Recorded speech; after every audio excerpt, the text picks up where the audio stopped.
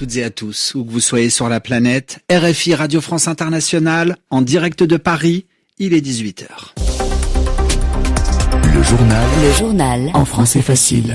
Adrien Delgrange.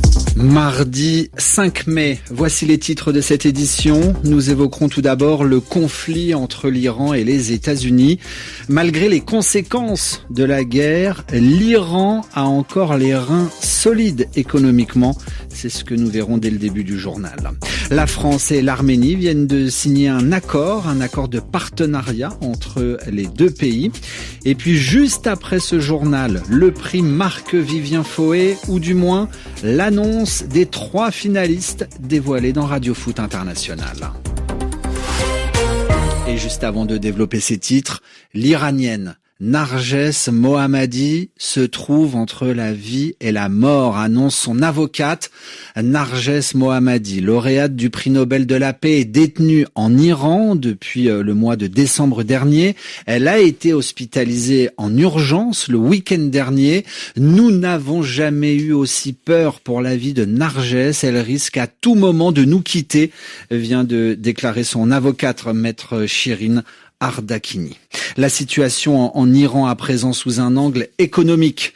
Le pays semble tenir financièrement alors que le blocus du détroit d'Ormuz, ordonné, demandé par Donald Trump depuis maintenant 3 semaines, empêche les pétroliers iraniens de quitter le golfe Persique. Téhéran peut compter sur des cargaisons de pétrole qui sont déjà en mer et qui vont arriver à destination dans les prochains jours.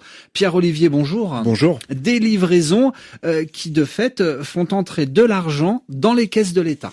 Oui, habituellement, le pétrole rapporte à l'Iran 5 à 6 milliards de dollars par mois, mais depuis le blocus américain, ce chiffre a fortement baissé. Mais Téhéran a encore une marge de manœuvre, car certains de ses pétroliers ont quitté le golfe Persique avant la fermeture américaine du détroit d'Ormuz. Écoutez Homayoun Falakchahi, il est responsable de l'analyse pétrolière chez Kepler.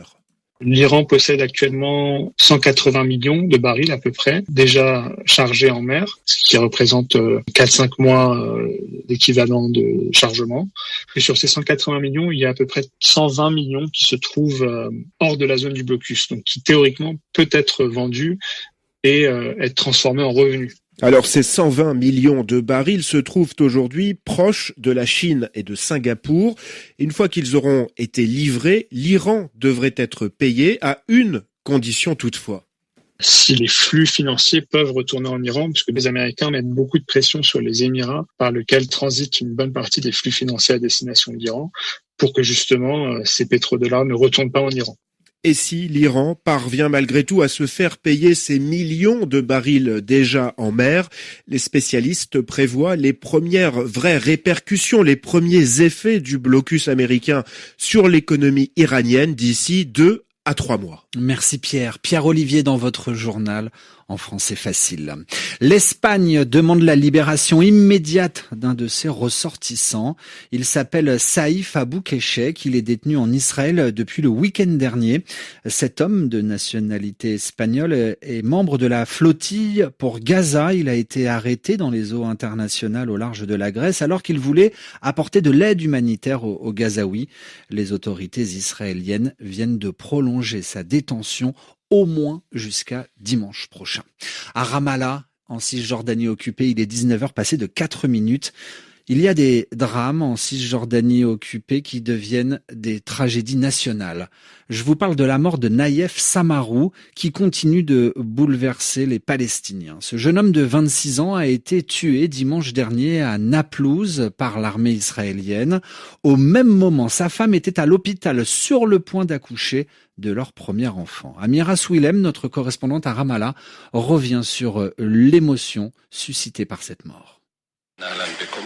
Son nom reste sur toutes les lèvres. Naïef Samarou faisait des courses quand il a été ciblé à la tête par l'armée israélienne à Naplouse. Son corps, et c'est ce qui crée l'émotion chez les Palestiniens, a alors été transféré à l'hôpital. Au même moment, au même endroit, sa femme était sur le point d'accoucher de leur premier enfant. Au pied du berceau du nouveau-né, cette proche raconte.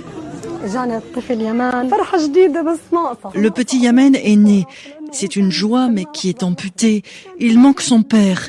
Il attendait sa naissance avec impatience. Il me disait toujours « J'ai hâte qu'il naisse, j'ai hâte de le voir ».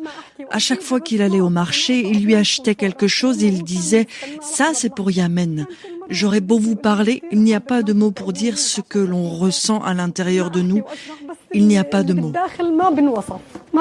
Dans les médias, cette mort continue de faire la une.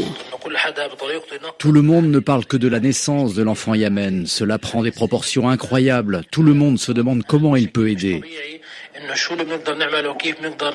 Preuve de cet élan de solidarité, certains demandent qu'une boîte pouvant accueillir des dons pour l'enfant soit installée au centre-ville de Naplouse. Amira Suilem, Ramallah, RFI. À Erevan, capitale de l'Arménie, le président français Emmanuel Macron et le premier ministre arménien Nikol Pachinian viennent de signer un partenariat stratégique entre les deux pays, partenariat qui concerne le secteur de la défense et celui de l'économie. Sur le plan économique, Emmanuel Macron en a profité aussi aujourd'hui pour réagir sur les nouvelles menaces de Donald Trump. Le président américain pourrait à nouveau augmenter les droits de douane. Le président français évoque, si nécessaire, une potentielle riposte. Nous sommes pour que le commerce soit libre et juste et que les règles de l'Organisation mondiale du commerce soient respectées. Et si tel ou tel pays était menacé par des droits de douane, l'Union européenne s'est dotée d'instruments qui devront alors être activés parce que cela correspond à leur vocation. Et donc oui, tout est sur la table. Je pense surtout que dans la période géopolitique que nous vivons, des alliés comme les États-Unis d'Amérique et l'Union européenne ont bien mieux à faire que d'agiter des menaces de déstabilisation. Nous avons, pour nos entreprises, nos ménages, nos populations, à plutôt envoyer un message de stabilité et de confiance. Voilà.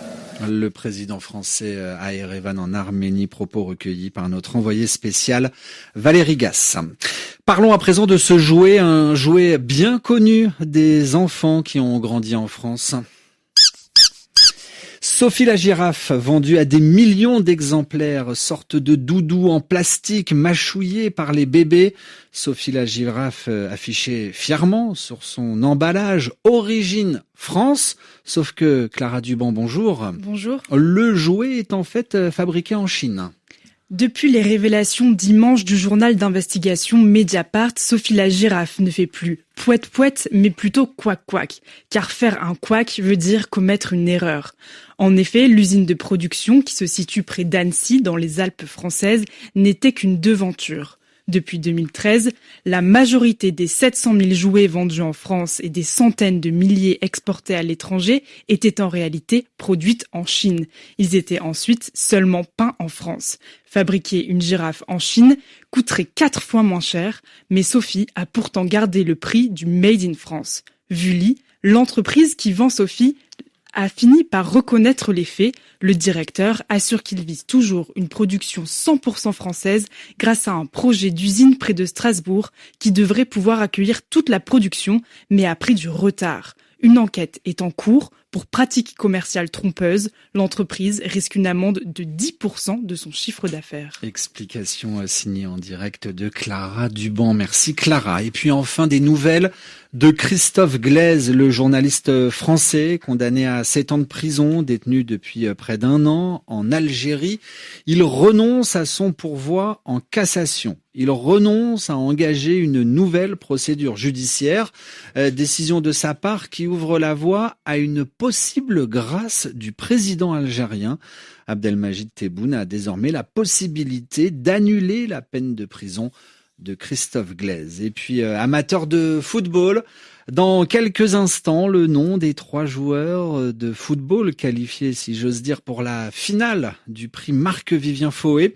Ils ne sont donc plus que 3 en lice pour cette édition 2026 de ce prix RFI France 24 du meilleur joueur africain de Ligue 1. Leur nom et prénom dévoilés dans quelques secondes, juste après ce journal. Donc vous soyez sur la planète. Merci à tous d'être fidèles à la radio mondiale. À demain pour une nouvelle édition du journal en français facile.